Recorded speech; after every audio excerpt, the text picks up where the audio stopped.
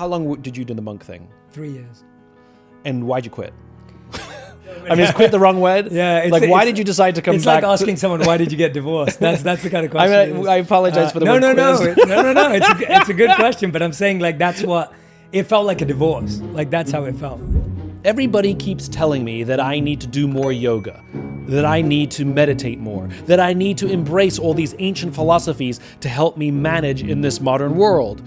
Sure, that's good. And I went to a yoga class and somebody yelled at me because I took their mat. And at the end of the day, what's so wrong with the modern world? I mean, I can disconnect by zoning out in front of Netflix just fine. In fact, I find it super relaxing. What's the right balance? That's why I sat down with Jay Shetty. He's the host of the podcast On Purpose, and he has spent a career helping people find peace, tranquility, and purpose in our modern world. He actually did live in a temple as a monk for 3 years, before leaving that life to return to our magical and wonderful modern society. And we really got into it. I expected to have a deeply philosophical conversation with him, but what we got was actually quite practical. This is a bit of optimism.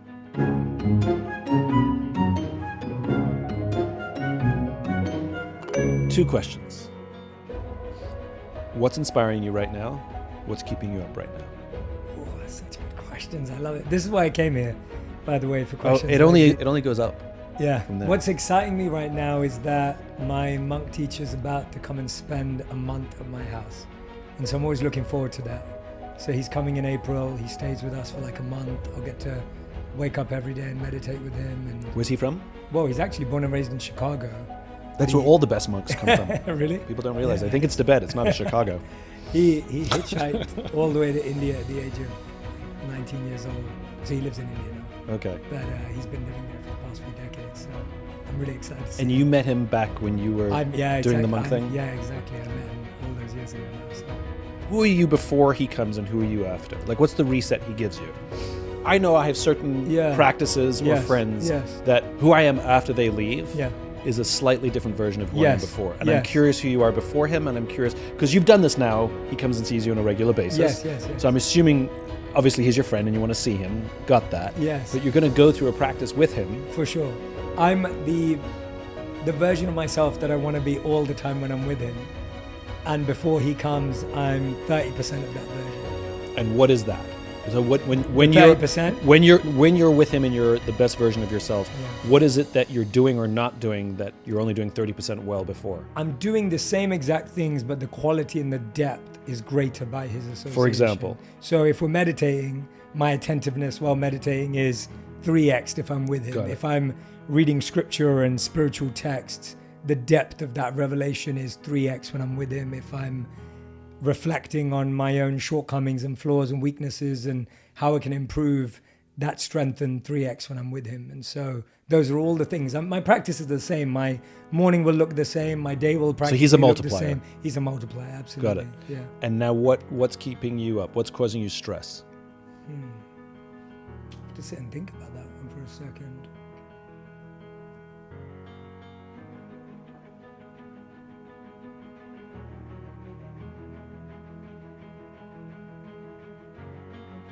Probably that there's not enough hours in the day, trying to fit everything in. Yeah. I'm going to be on tour. My family's coming to see us at the same time because they're coming back from Japan, and so I won't get to see them while I'm on tour.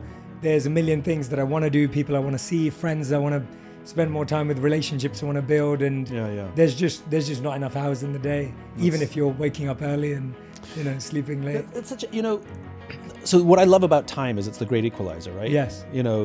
People have unfair advantages and disadvantages across the board. Yes. But time is the great equalizer. And so I'm always fascinated how people use time. Mm-hmm. And I think it's fair to say that we are, at least in America, at least in the West, we are productivity obsessed. Mm-hmm. We judge ourselves and we judge each other based on how productive you are. Mm-hmm. I think some of us got a reset during lockdown, but we've all gone back kind of to the way we were, right? And so are you good at stopping? Or are you sort of a productivity machine that's constantly looking for life hacks, how you can get more out of a day, more out of yourself, more out of your team, et cetera, et cetera, et cetera? I'm both. So I absolutely love optimization and productivity. Mm-hmm. I think it's one of the most intentional ways to actually live. Because I think there's no intention in life if we're okay with wherever it goes. So I think from an intentionality perspective, strategy is a beautiful thing. At the same time, I'm really fortunate that I've been able to train my mind to, if I was taking a break for the next 3 days, I would lock right in and have the ability to switch off completely from that life and not think about it for the next 3 days. So you're good at taking a holiday? Yes. So when you go away on a holiday, Yes. you don't check your email? No. You don't call in? Absolutely. Nothing? I can do it at the drop of a hat. So I log out for work every Christmas around the 15th of December, and then I won't log back in until the 15th of Jan. And I've done that. And you're not afraid of the influx of emails in the inbox? Not at all, because everyone knows I give very short email replies and probably will not read most of them. So partly it's my ability to not be as harsh on myself. How do you teach your team to do the same? To switch off? To switch off? It's such an interesting thing, right? I mean, all the studies show we don't take enough holidays, people don't take their vacation. I think the first thing is they need to see you do it. I think if your team sees you do it, they see the value in it. There was one member of my team actually who never took vacations. And if she did take a vacation, she'd be constantly online. And she'd want to check in, she'd want to join the meeting, she'd want to send an update. And I kept telling her that our work is not life or death. It's really important work, but it's not life or death. Right. And there is no need for her to have that level of urgency and availability. And for her, and it's different for everyone, for her, I had to convince her that rest made her better at work. Because her driver, her self-worth comes from being able to work really well. Sure. That's what really moves the needle for her. And so until she understood that actually when you rest, you refresh. When you rest, you sharpen. When you rest, you get stronger. That's what worked for her. And so I think it's figuring out what's driving people. But I want to go deeper on that. Yeah, please. Because what you did was make a rational argument, which is if you rest, you'll be better, which is very, very rational. And all of us, including her, will agree. Yes. Right? But the problem is when your self-worth comes from your productivity, rationally I can understand that rest is good for me and I will sharpen my axe. Until I can separate my self-worth from my productivity, that's the part I want to know, which is how did you inspire her to do that? Because I've had that rational conversation with many people many times, but it's not about the convincing. And I think that goes back to the example. I think what I said to her, remember, was, hey, when I take that time off every year, I come back with my best ideas. Yeah. I come back my most creative, my most curious. Yeah. I get the most time to read things I never thought I was interested in. Like that gives me the space and time. Yeah, yeah. And so I think the example setting, there's a beautiful statement by St. Francis that I love. And he said, wherever you go, you should preach. Wherever you go, you should preach. And if necessary, open your mouth. And I love that because it's that idea that simply by our example, simply by the way we live, I think people get moved by that. And especially if you're a leader. I think that's one of the biggest challenges today is that we as leaders, it's funny, I'm sure you get this too. Like I'll get parents saying to me, I really want my kids to not be so materialistic. And they're holding a Louis Vuitton handbag in their hand.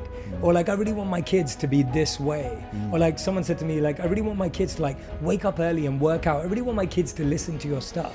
And I said, hey, do you listen to it when you drive them to school every day? And they were like, no. Like, and I was like, well, that would make it easier, right? Like your kids are at their age where you decide what's on the radio or what goes on. And so I think a really simple way to inspire the people around us is for them to see it in us. Yeah. What I did this implemented many years ago, which is I simply said to the team that if you send an email while you're on holiday, I'll take you out of the bonus pool. That's so good. That wow, works I can really, imagine them like that works out really well. Brilliant. Works out really well. I remember I sent one email to somebody when I was on a holiday. Yeah.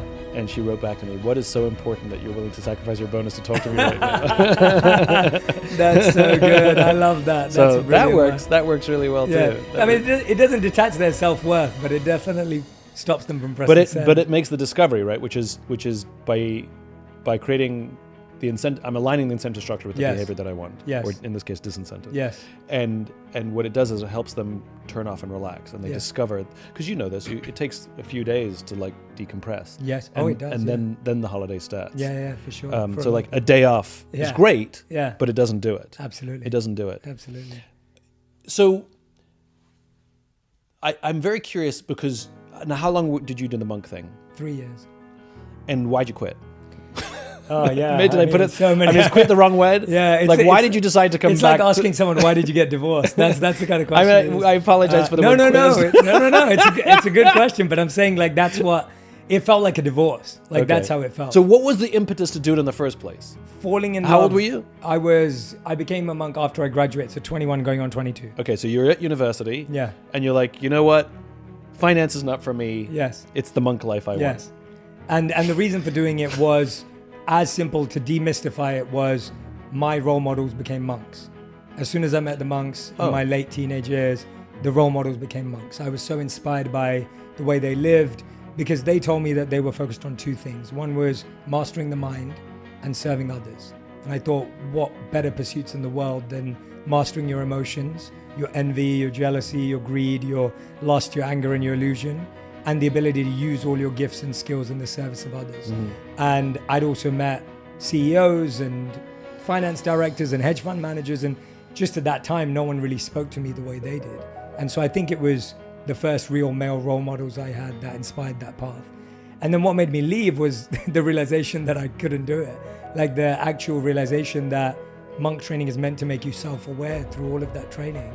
And when you get that much self-awareness and realize that I'm not a monk in my own self-awareness, it's probably the harshest thing. So it's almost like saying, I want to love you for the rest of my life. But by loving you, I realized that's not where I'm meant to be. And that was shown to me physically and emotionally. So physically, my health broke down. It was super tough on my body. It was really hard to live communally. You're often sleeping in rooms of 30 to 100 people, whether it's flus, viruses, people getting up at different times. I'm a light sleeper, all of that on the body. And then emotionally and mentally, I was like, I'm more of a rebel. I like the rules, but I want them to fit into my life this way. And I like the discipline, but I'd prefer to tweak it a little. And that honesty of, I'm someone who wants to make these teachings more pliable into my own life as someone who believes I'm a modern person from London. And I'd love to help other people do that too. So but what's that's interesting, the quick answer. I mean, but what's impressive is you lasted 3 years. Yes. I'm not sure I would have lasted 3 months. I'm glad I lasted 3 years. Yeah, it was. Well, I wanted to do it for the rest of my life. It was a genuine desire to do it forever. And when it came crashing down 3 years later, I really felt like a failure. It didn't feel like a success then. Now looking back, I think 3 years was great. But at that time, leaving was the worst of it. Did you go through depression afterwards? Definitely. I'd say for I didn't even want to admit it. I was one of those people that actually didn't want to say the word because I was so scared that it would define me and not help me defy it. The D word. Yeah, and so I left it out of my vocabulary. But when I look back, I think there was at least a year that I was just figuring it out. And I think a lot of that came because when I came out, I just went back to all my old habits for the first 30 days. I was eating everything again. I was watching everything again. I was listening to music that I wasn't before. I was kind of just back into I caught up with the whole, all of the seasons of How I Met Your Mother that I'd missed. I ate like a slab of Cadbury's Dairy Milk chocolate. I was listening to Drake. It was just one of those things. And then after that month, I started looking at my life going, no, I've got the tools to figure this life out. But if I see them as two separate lives, then I would have wasted those 3 years. So what are 3 tools you learned that every college graduate should learn without having to go to be a monk for 3 years? Oh, what a great question. The first one is stop looking at your reflection so much. I think right now in the world, we're overexposed to how we look more than we ever have been before. So in the monastery, there were no mirrors. You rarely saw how you look. It was only when you went outside and you looked at your reflection in a shop window or whatever it may have been that you remembered what you looked like. There was this real feeling of I've forgotten my physical appearance. I've forgotten my sense of age. I've forgotten my scrutiny and analysis that we all have in the morning when we wake up and we say, oh, I look ugly today. I look tired today. I look too many spots on my face. I've got these bags under my eyes, this constant harsh, negative criticism, inner critic that we have. I think there's an overexposure. I don't think we were meant to record ourselves and watch ourselves back as many times as we do. I don't think we were meant to look at ourselves on mirrors, screens, reflections, and every possible object.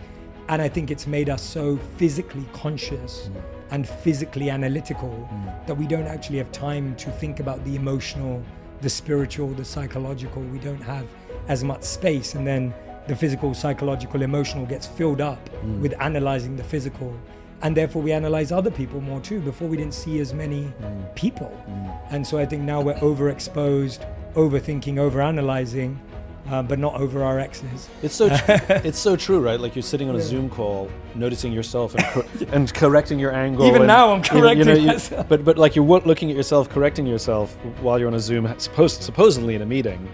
But if you're in a physical meeting, you don't do that. You don't sort of correct the angle of your head to make yourself look a little bit better in a meeting. Exactly. But you're doing a Zoom call. Exactly. That's funny. And that self-correcting, that self-editing, not that you shouldn't be well presented. Sure. I take care of myself. You're talking about scale. It's just balance. Yes, it's out of balance. Exactly. So I think that's a big one. Yeah. Not having mirrors, and not having mirrors in the monastery was just one of the most freeing things in the world. I can't even put into words. It was really powerful. The second thing I'd say is location has energy and time has memory. So when you do something at the same time every day, your mind keeps a memory of it, so it becomes easier. And when you do something in the same place every day, your mind makes a memory of it, and that space has an energy, so it becomes easier. So we would meditate in the same place every day. I was just back at the monastery in January, where I go back every year to start my year.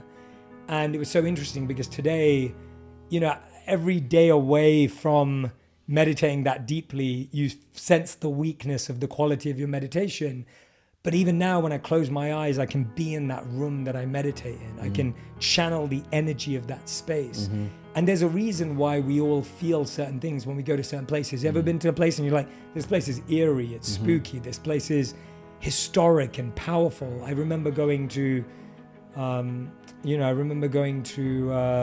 the Wailing Wall and places, in 2017 now. And it's like that place had a palpable energy. Like you can't, whether you're spiritual, religious or not, you feel it there. And so I think we all know that there are places all across the world where we felt something. Why not create those places in our home? And so the construction of energy in a place is something I think we undervalue. We undervalue how sight, scent, and sound can construct an energy. For example, if you had a candle that burns every day when you switch off from work, that scent will lock you into feeling like work is over.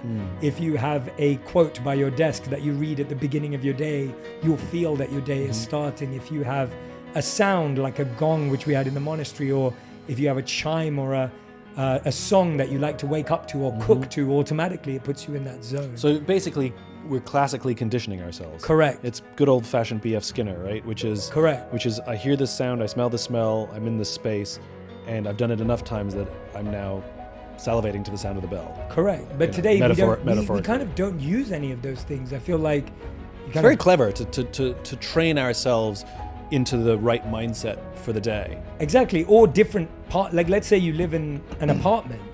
How do you make different corners of your apartment have different scents, sounds, and sights? Interesting. If that's the only space you have. I remember when me and my wife lived in New York, we had a 600 square foot apartment, and one corner was a meditation corner. We're grateful today to have a meditation room, but at the time it was a meditation corner. It was a TV corner. And I think the challenge has become that today we eat where we're meant to sleep, we sleep where we're meant to work, and we work where we're meant to eat. So the energy of our kitchen doesn't allow us to digest. The energy of our bed doesn't allow us to rest. The energy of our workspace doesn't allow us to feel alert. Sleep experts know this. Don't associate things that keep you awake with your bed. Yes. No televisions in a bedroom. Yeah, no screens. No screens in the bedroom. And it's not just for the blue light, or it's the association. And people who suffer from insomnia, if you can't sleep, you're tossing and turning, you're supposed to get out of bed, ideally go to another room, or at least go sit in another part of your room. Then you can be on your phone, read a book, get tired, get back into bed, and reassociate bed with tired. Yes. Yes, exactly that. Yeah. It's just, and it's simple, right? It's really simple and it's really doable. You don't have to build a new habit or learn a new skill or learn how to meditate. Like, these are things we all feel. And sight, scent, and sounds are all things we feel, and you can tell it's tangible. Yeah. Okay, the third one? Third one, I have to say, what would I go with?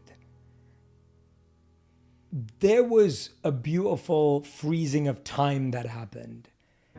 I had no thought of how old I was, that I had to get a job, that I had to find my meaning in life, that I had to suddenly find a relationship. You sound like a deadbeat living in your parents' attic. Yeah, exactly. That's really what it was. And there was a beauty in that time froze, there wasn't this pressure that we all feel through timelines and deadlines and clocks that we all think we have ticking that are imaginary in your 20s. In your 20s, you shouldn't feel like the clock is ticking. You should feel like there is no clock and that you can make choices and mistakes and fail and learn. And so I had 3 years where I didn't think about what birthday it was. I didn't think about what all my friends were doing. I didn't think about whether they bought an apartment, got promoted, or lost their job. It just wasn't what I was thinking about. I could think about mastering my emotions and helping other people, which felt like worthy pursuit. This is I like this one because I think especially now, because productivity and what are you doing and getting ahead and all of these things are such the priority for so many young people. I love the concept of the gap year, which is fairly common in Europe. But in America, when I talk to young people, I'm like, why don't you take a gap year before you get a job or go to college, whatever your direction is. And I get the same answer every time. If I do, I'll fall behind. Fall behind what? Fall behind whom? You know? And like we're now thinking of life like a race.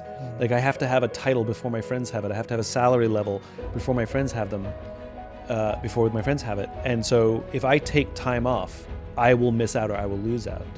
And it goes back to the rationale of your teammate who wouldn't take a holiday, which is that gap year will give you a clarity and a rest and a conviction that it'll take you 5 or 10 years in the workforce to get if you ever get it.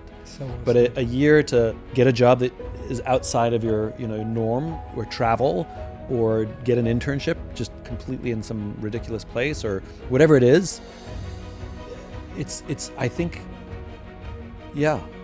that's really interesting. So just to summarize then, the question was really specific, which is you were of college age, you took 3 years off to go what you hoped to become a monk, but it changed direction, but it was still super, super valuable to you. And so what is the reason that you picked no mirrors? What's the reason you picked space in your home to associate with feelings? What's the reason? The third one is frozen time. Why is it that those 3 things are the 3 things that people who are graduating high school need to know above all else? The first one, because I think it goes back to what I'm saying, that we're so overexposed visually, and everything's become about how we look to other people, how we're perceived. We're living our life based on what people think of us. We overvalue people's opinions. We don't trust our inner voice. We don't have a sense of what we're thinking about apart from what people think of us. Like that's where we're locked, especially at that age. And by the way, I'm not immune to any of this. Like I still do it today, and I felt it even when I was that age. It was just having that lesson, that time. So by trying to eliminate it, which you won't, correct, you're more likely to find the balance. And in so doing, you will be able to trust your gut, to make better decisions, to not be seduced by the wrong things for superficial reasons, and make decisions for the rest of your life that hopefully are clearer. I like that. Got it. That's the first one. Okay. The second one, because I think at that age, you don't really know what your morning routine is. You don't really know how you use space unless you're an and athlete time. Or something like that. Unless you have unless you have a pursuit that aligns with that. You don't really know how to use your space well. And I think you can set yourself up for really bad habits, especially now. In our time, you didn't have the phone, you didn't have a laptop, or if you did, you didn't have the access to what you do today. I think you can set yourself up to have an incredible sense of discipline earlier on, which will, by the way, that's the reason people fall behind. People don't fall behind because someone got promoted before them. They fall behind because they don't have a discipline of a morning routine, a life that creates a moment of rest and refuel for them. That's why we fall behind. We fall behind because we take 5 years off trying to rehabilitate ourselves because we work so hard and burn out. That's how we fall behind. So this is really interesting, which is go ahead and look at your Instagram, but only do it on one chair in that corner. That's your Instagram chair. Yes, I literally have my phone. This is really good. I like what you said. I have my phone, which is kept on my vanity table, and funny we call it that, but on that table, and I only look at my phone when I'm standing there. So I have to stand too. I don't let myself sit with my phone. Because I know as soon as I sit with my phone, it's that over. 2-minute check-in can go forever. So I have my phone strategically in a place where I can't sit with it. That's clever. And so I agree with you on that point. Like it helps so much to have one place you can lock in and don't have things that trigger you. Like, for example, I have another trick that helps me. I have an open book that I like in different areas. So I have an open book next to my bed, which is a book I like to fall asleep to.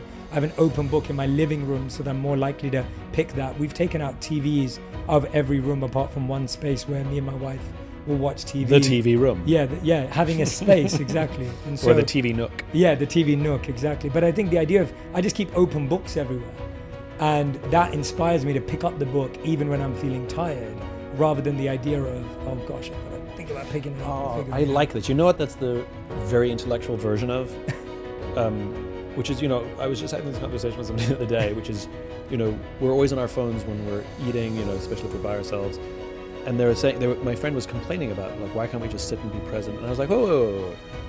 We did this before the phone. It was called the cereal box. Yeah. Like, I sat every morning eating my cereal, and I read the cereal box. If there were jokes and then you're done with that, and you start reading the ingredients, and it's just to pass the time. Yes. And so this is the hyper intellectualized version of this, which is, I'm just reading whatever there is to read. Yes. Which is the cereal box. But I love the idea of having an open book or a couple of open books on the wherever you eat, and you just sit down to eat. And if you're disciplined enough not to have your phone with you, that you just sort of lean over and read whatever's in front of you because it's in front of you, not because you have the discipline to read. Exactly. I really like that. Yeah, you trick yourself into it, right? It's like I thought you were going to say it's like the over intellectualized version of I've heard people say that, hey, I just leave my yoga mat like out next to my bed so that the moment I roll out of bed I can go straight to doing yoga. I just walk over the yoga mat that does nothing for me. Yeah, or you have your gym kit picked out the night before, but it's like, how are you making sure that you trick yourself into doing what you want to do, rather than all the things that you regret after you do them? I don't ever scroll my phone for 2 hours and feel, wow, I'm so glad I just spent my time in the most amazing way. I almost can feel guilty and shameful and feel like I wasted time, or I should have been doing something meaningful. So why not trick myself into doing the thing that's actually going to give me the feeling that I'm looking for? Very clever. So, okay, change of tack now. Yeah. Let's talk about meditation. More importantly, the perception of meditation in the Western world. And so the way I think about meditation, yes, there are tremendous benefits to the self for meditation. We know this, science proves it, you preach it. Where I get cynical is we've turned meditation into an entirely selfish pursuit, and worse, a business. Buy my thing so you can meditate. Pay money so that you can meditate. And in the West, I think we've kind of lost the plot, of what the value of these Eastern spiritual practices are, and in a very American fashion found a business model to fit it. I'd love for you to somebody who did it purely in India, I'd love for you to react to that. Yeah. Like, do you get frustrated when you see basically an onslaught of businesses selling what is a spiritual practice? It's like the selling of indulgences, to get into heaven. It's like, I think you missed the point here. So yeah, there's two sides to it. One is that I genuinely believe that ideally, if every human learned how to meditate at school, and it was part of the system, then we'd have no need for it. And that would be the solve. I would, by the way, love to be able to figure out how to do that. I think it should be something that's free, ideally, for everyone in the world. It should be a tool, but so is emotional mastery and resilience and intelligence. It's teaching the skill, right? It's teaching the skill. Okay, so it's about accountability. If you pay money for it, you're more likely to do it. I think the challenge is now that school hasn't done that, right, and so school hasn't served its purpose on that level, we're now living, by the way, and this applies to everything, school didn't teach us how to figure out our taxes, so now we have to figure out how to do Fair that. Point. School didn't teach us how to, Fair point. Whatever it may be. Fair point. And so we're having to compensate for the lack of training and teaching that we got. And I think that if everyone was expected to go sit on a mountaintop or take time out, it's not accessible to everyone. Right. What I got to do was, it's not practical. Even though my parents are not necessarily well-to-do, I still had the opportunity to even think about doing that, where a lot of people I know wouldn't have the opportunity to do that. And so for me, there are certain platforms, and obviously I've worked with Calm for a long time. I'm their chief purpose officer. And for me, Calm found a way, like Calm's annual membership is $42 a year. Yeah. So to me, that's the closest thing I could do. But I think that's very fair in Yeah. our Western capitalist society, you know, and I know this from my own work, which is when I was starting out and I was doing why discoveries for people, and whenever I gave it away for free, they implemented zero. Yeah, And whenever I charged them, they implemented it. correct. Because when they have skin in the game, they wanted to get their money's worth. Mm-hmm. And so I think I've got the wrong construction, which is it's not about paid or not paid. It's about skin in the game. And in our society, that generally is money. Totally. But if skin in the game is like, I have a family member who's struggling, or I'm struggling, and the skin in the game is repair, Yes. then that's fair. And also the idea, I think that's fair. Yeah, no. I mean, it's a great conversation, by the way. I love having this conversation because I'm just a cynical bastard. yeah, no. But I think these are really great questions to ask. And I remember, so during the pandemic, I did around, I think it was like 40 days of daily meditation on Instagram, Facebook, and YouTube Live. I wasn't selling anything, promoting anything. Yeah. It was truly because I was like, I felt like I had nothing to offer during the pandemic because I couldn't save anyone or you know, change my day job. So that's what I did. And it was amazing. Across 40 days, maybe 20 million people tuned in. It was insane. It was one of the best things I've ever done. It was so much fun, and it was so meaningful to share that space. Those lives are still available on YouTube and everywhere else, and people do them all the time. What I found is, and that was great, and I'll do it again, and I'll do it often. But what I found is that when you can help people measure, note, get an update on what they're doing, it helps them do it better.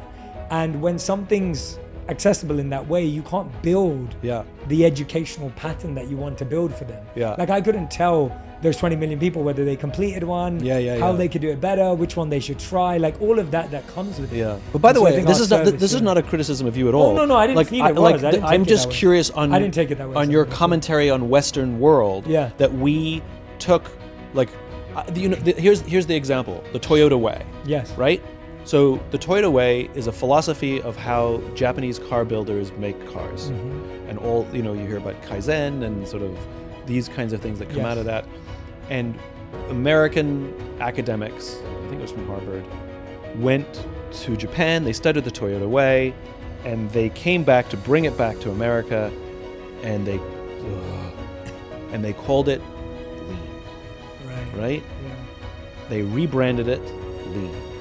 And companies that have implemented Lean I talked to one of the guys who brought it back from Harvard, and I said, can you give me one example of an American company that's successfully implemented Lean? He says, there are many. I said, I believe you. Tell me one, right? And he couldn't, because we screwed it up. We made something that is a philosophy about constant improvement, and we turned it into efficiency. And those are not the same thing. Not the same thing. And we turned constant improvement into efficiency, right? And that's the analogy. Yes, that's a great analogy. That's the analogy, which is, it's not a criticism of whether something is charged or not charged.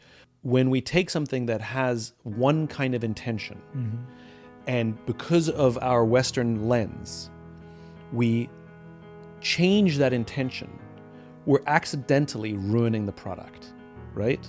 And so it doesn't work quite as well. It works.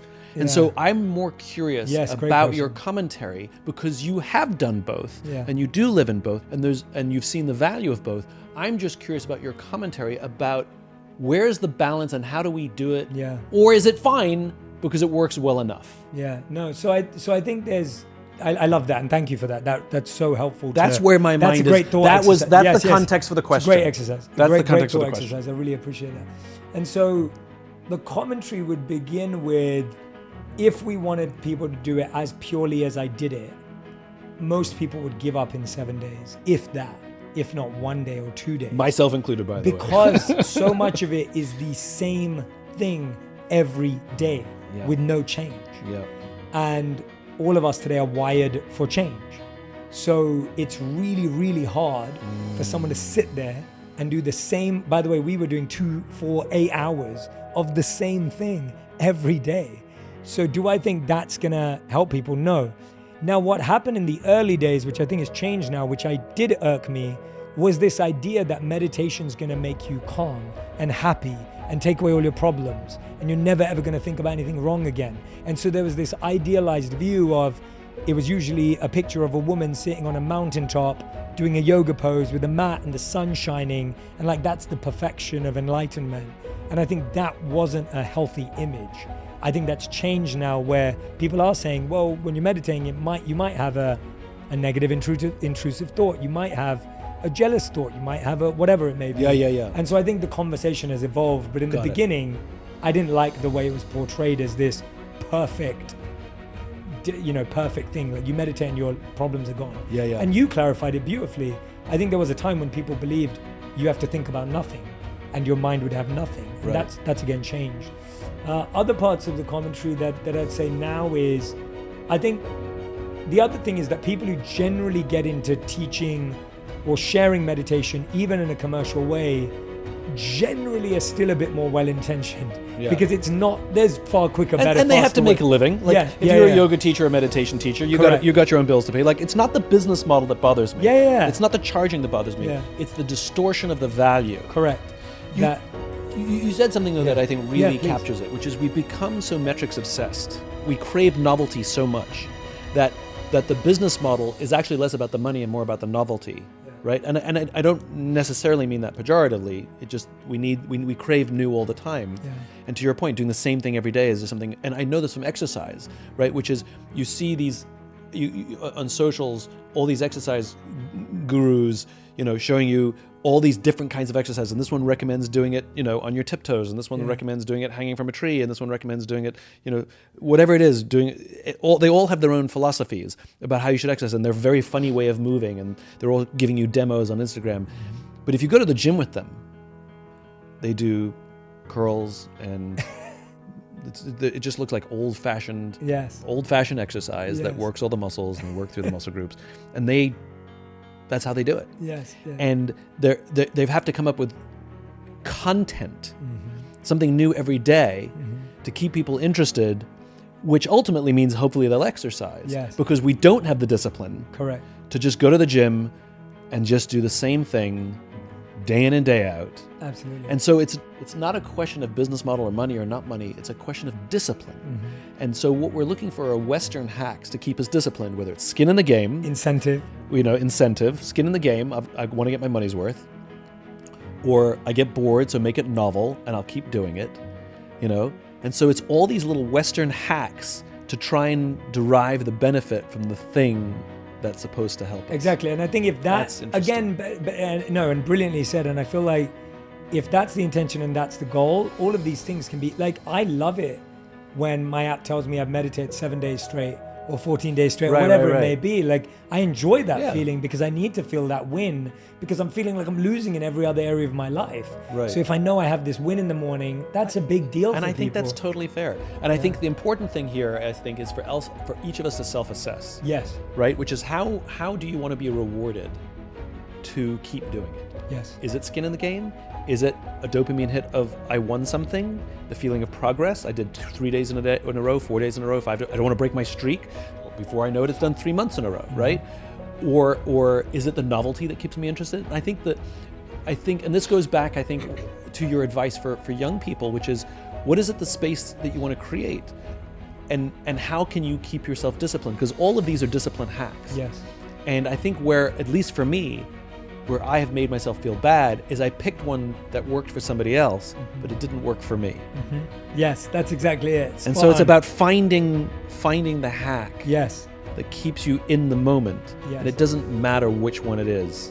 And by the way, I've been in the shoes, in one particular example that I can remember, of that teacher so I'd moved to LA, this was like 2018, maybe 2018, 2019, I was jumping into an Uber, and I got in, and 5 minutes later I realized we hadn't moved, or a couple of minutes later I realized we hadn't moved, and I looked up at the driver and I said, "Hey, how's it going?" And he goes, "Oh yeah, you didn't say hello to me.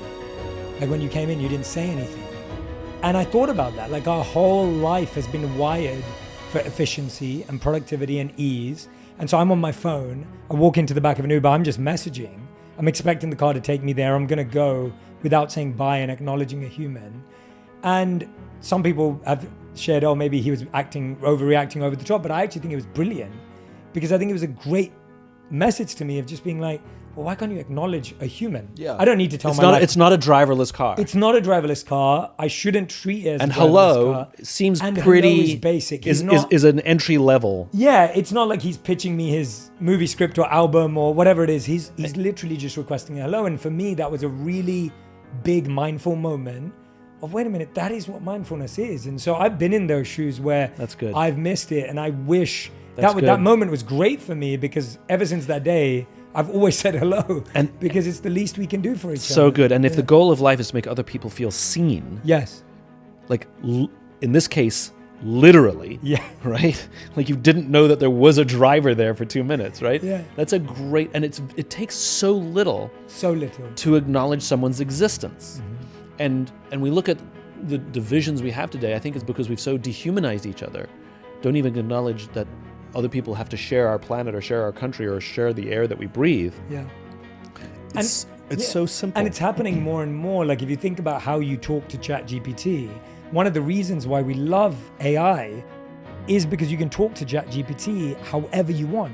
So you can say, do it like this. No, like this. No, do this. Give me this. And so we're literally talking to someone that you'd never be able to talk to a human that way.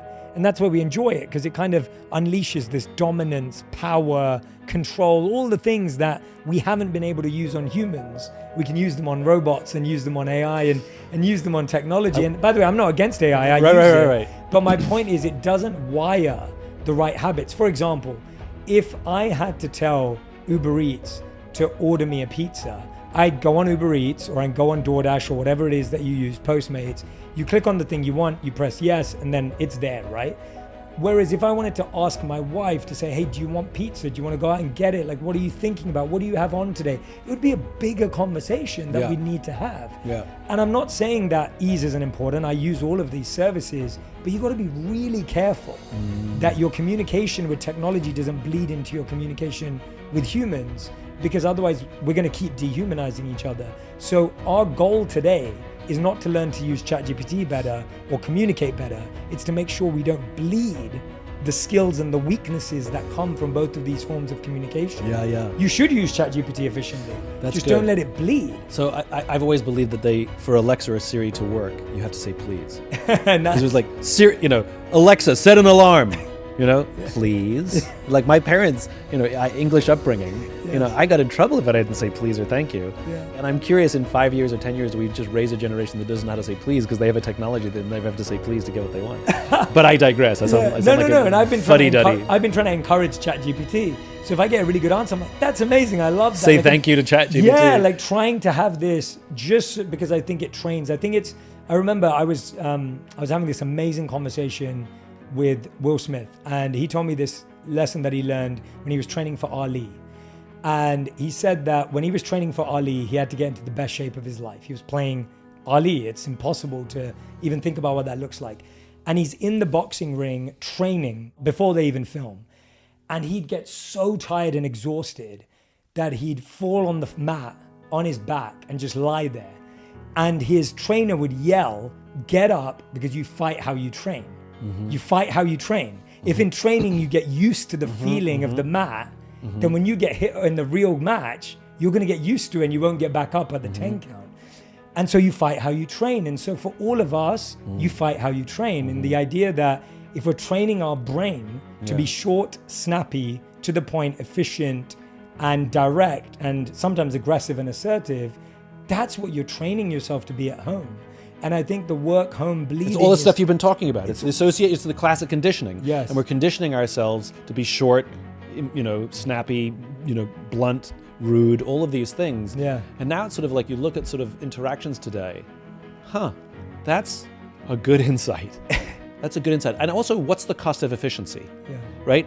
Because there's a cost to everything we do, and what's the cost of efficiency? And we talk about humanizing and dehumanizing. There's this cookie place in New York City that I went to, and the design is very stark. It's like everything's white.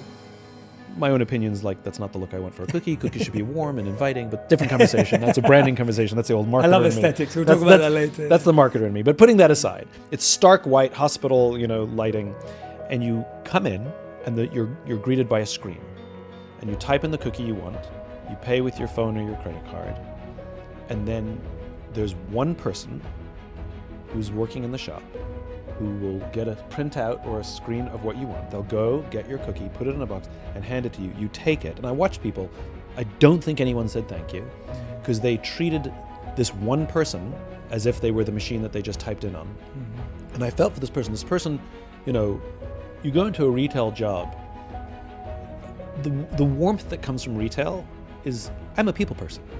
You know, I get to interact with people, or I have teammates. There was no teammate. And I was just thinking, this person will burn out, and this person absolutely hates their job.